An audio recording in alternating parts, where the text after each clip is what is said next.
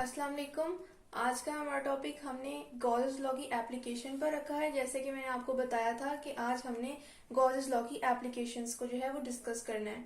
तो लेक्चर को स्टार्ट करने से पहले मैं बताती चलूं कि आप मेरे चैनल को लाइक करें, शेयर करें और सब्सक्राइब करें और बेल आइकन पे क्लिक करें ताकि आपको नई आने वाली वीडियोस की नोटिफिकेशन भी मिलती रहे। तो आज हमने गॉसेस लॉ की एप्लीकेशंस जो हैं उनको डिस्कस करना है। अब हमें पता होना चाहिए कि गॉसेस लॉ को हम अप्लाई क्यों करते हैं, ताकि हमें पता चले कि इसकी एप्लीकेशंस को हम स्टडी क्यों कर रहे हैं। हम गॉसेस लॉ को इसलिए अप्लाई करते हैं in order to calculate electric intensity. हम इलेक्ट्रिक इंटेंसिटी को कैलकुलेट करने के मेथड्स यहाँ देखेंगे कि हमने किस किस तरह इलेक्ट्रिक इंटेंसिटी को बाय अप्लाइंग गॉसेस लॉ जो है कैलकुलेट किया है किसी भी सरफेस के जो अक्रॉस या बिटवीन या इंक्लोज। हमने देखना है कि हम किस तरह इलेक्ट्रिक इंटेंसिटी को कैलकुलेट करेंगे। अब गॉसेस लॉ को अप्लाई करने के भी तरीके हैं जिसको हमने उसकी फर्स्ट एप्लीकेशन से पहले डिस्कस करना है। और उन तमाम पॉइंट्स को बताने से पहले मैं सबसे पहले आपको ये कहूंगी, ये बात गौर से सुनिएगा कि हम जो पॉइंट्स सब में मेथड्स बताऊंगी जो अप्लाई करने के लिए हम यूज करते हैं गॉसेस लॉ को, वो हमें जरूरी नहीं है कि हमने एक सीक्वेंस में ही उसको लेके चल रहे हैं, उनको हम रैंडमली भी जो है वो पुट कर सकते हैं। तो फर्स्ट हमारा पॉइंट, गॉसेस लॉ को अप्लाई करने में किसी भी सरफेस में जिसके अक्रॉस हमने इलेक्ट्रिक इंटेंसिटी को फाइंड करना है, कैलकुलेट करना है। फर्स्ट हमारा स्टेप यही होता है कि हम एक इमेजिन करते हैं क्लोज्ड सरफेस को जो कि उन पॉइंट्स से जो है वो पास कर रहा होता है। उन पॉइंट्स पे हम उस क्लोज सरफेस को इमेजिन करते हैं, बल्कि ये कहना चाहिए जहां पर हमें इलेक्ट्रिक इंटेंसिटी जो है वो फाइंड करनी है।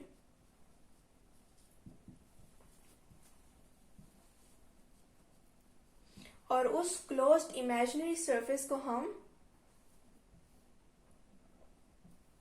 गॉसियन सरफेस कहते हैं। ये हमारा फर्स्ट स्टेप था जिसको मैं दोबारा डिस्कस कर रही हूं कि हमने एक कंसीडर करना है इमेजिनरी क्लोज्ड सरफेस को उन तमाम पॉइंट्स पे जहां पर हमने इलेक्ट्रिक इंटेंसिटी को इवेल्युएट करना है।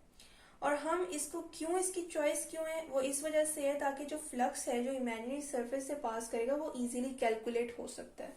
ये हम जब इसकी फर्स्ट एप्लीकेशन देखेंगे तो आप लोगों को समझ लग जाएगी। दूसरा हमारे पास स्टेप ये है कि हमने जो चार्ज है enclosed by the Gaussian surface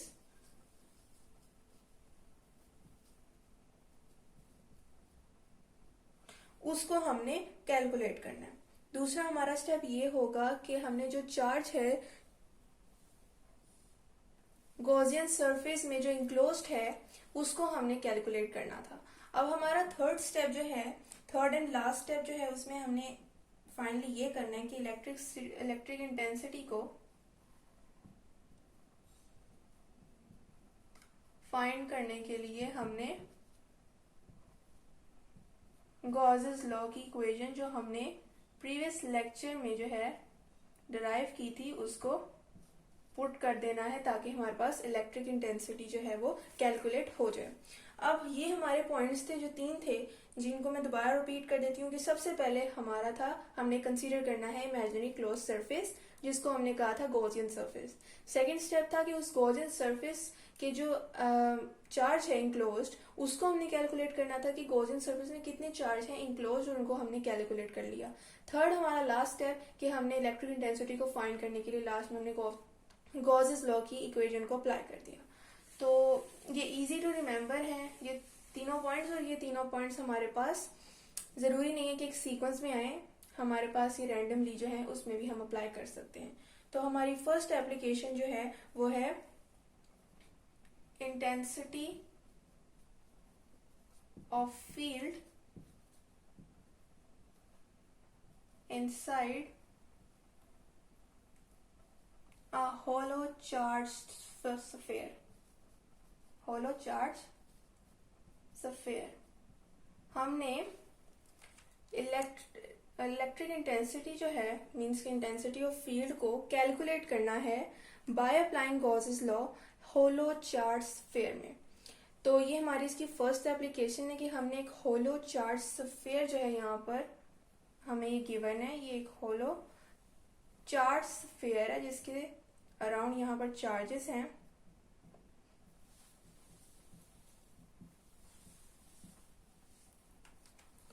और अब हमने इसके इन बिटवीन जो है इलेक्ट्रिक इंटेंसिटी को कैलकुलेट करना है।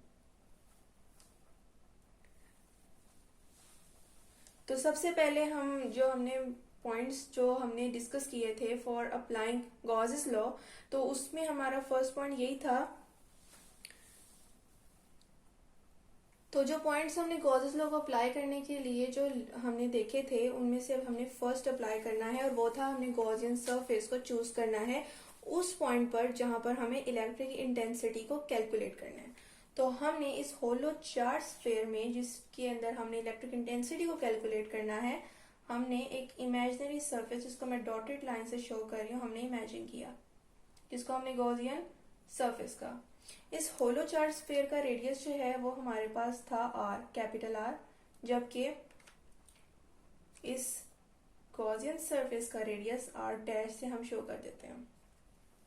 तो हमने अपना फर्स्ट स्टेप अप्लाई कर दिया है गॉसेस लॉ को अप्लाई करने में। सेकंड, अब हमने इसका फ्लक्स फाइंड करना है जो कि पास कर रहा है इस गॉसियन सरफेस से। The flux passing through Gaussian surface।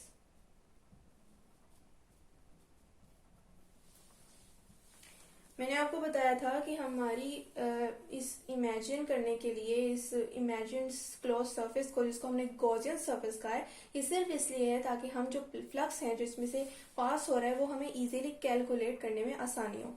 क्योंकि हमने एक इमेजिनरी सरफेस लिया, अब इसके थ्रू कैलकुलेट करना फ्लक्स को आसान ज्यादा होगा एज कम्पेयर टू अगर हम इसको ना लें।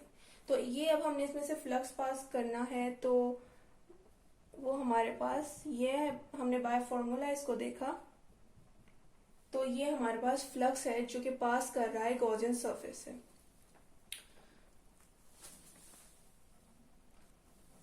इसको हमने इक्वेशन नंबर 1 कह दिया। दूसरा हमारा स्टेप था कि चार्ज जो है enclosed by the Gaussian surface उसको कैलकुलेट करना है, और हमें पता है कि उस होलो चार्ज स्फीयर में, होलो के नाम से पता लग रहा है कि स्फीयर के अंदर कोई चीज मौजूद नहीं है, मींस कि उसमें कोई चार्ज इनक्लोज नहीं है। तो उस होलो सरफेस का जो अंदर चार्ज है जो इनक्लोज है वो हमारे पास 0 होगा। चार्ज इनक्लोज्ड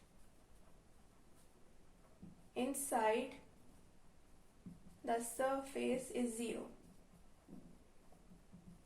सेकेंड स्टेप भी हमने कर लिया। मैं यहाँ पर नंबरिंग कर देती हूँ ताकि आपको पता लगता रहे कि हम कौन सा स्टेप कहाँ अप्लाई कर रहे हैं। अब हमारा थर्ड एंड लास्ट स्टेप जो है उसको देख लेते हैं, जिसमें हमने फाइनली इलेक्ट्रिक इंटेंसिटी को कैलकुलेट करने के लिए किसी भी सरफेस के क्रॉस गॉसेस लॉ की इक्वेशन जो है वो पुट करनी होती है।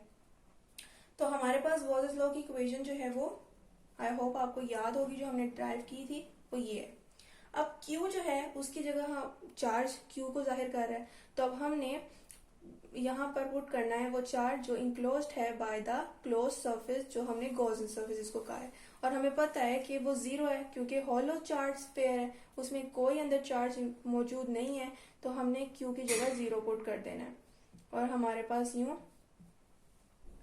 फ्लक्स 0 आ जाएगा। अब हमने इस इक्वेशन को इक्वेशन नंबर 2 कह देना। अब हमने इन दोनों इक्वेशंस को कंपेयर करना है बाय कंपेयरिंग इक्वेशन 1 एंड 2। तो हमारे पास ये EA इज इक्वल टू 0 आ जाएगा। अब हमें पता है कि एरिया 0 नहीं हो सकता क्योंकि होलो चार्ज स्फीयर का एरिया तो कोई है, तो इट कैन नेवर बी 0, जबकि हमारे पास इलेक्ट्रिक इंटेंसिटी 0 हो सकती है। ये हमारा रिजल्ट है कि इलेक्ट्रिक इंटेंसिटी को हमने फाइंड आउट कर लिया बाय अप्लाइंग गॉसेस लॉ। किस तरह के अब हमारे पास एक चार्ज स्फीयर है जो कि जिसमें कोई चार्ज इंक्लोज नहीं है। हमने जीरो पुट की वैल्यू, इक्वेशन 1 और 2 को हमने कंपेयर किया और हमने ए हमारे पास जीरो हो नहीं सकता क्योंकि चार्ज स्फीयर का कोई ना कोई तो एरिया है, तो इलेक्ट्रिक इंटेंसिटी ही हमारे पास जीरो आएगी। इससे हमारा ये कंक्लूजन निकलता है कि हमारे पास जो होलो चार्ज स्फीयर था उसका जो इनसाइड रीजन है वो फील्ड फ्री जोन है और वहां पर कोई इलेक्ट्रिक इंटेंसिटी मौजूद नहीं है। ये हमारा कंक्लूजन निकला है बाय अप्लाइंग गॉसेस लॉ। अब हमारा जो है कंक्लूजन हम लिख लेते हैं कि the interior of the hollow charged sphere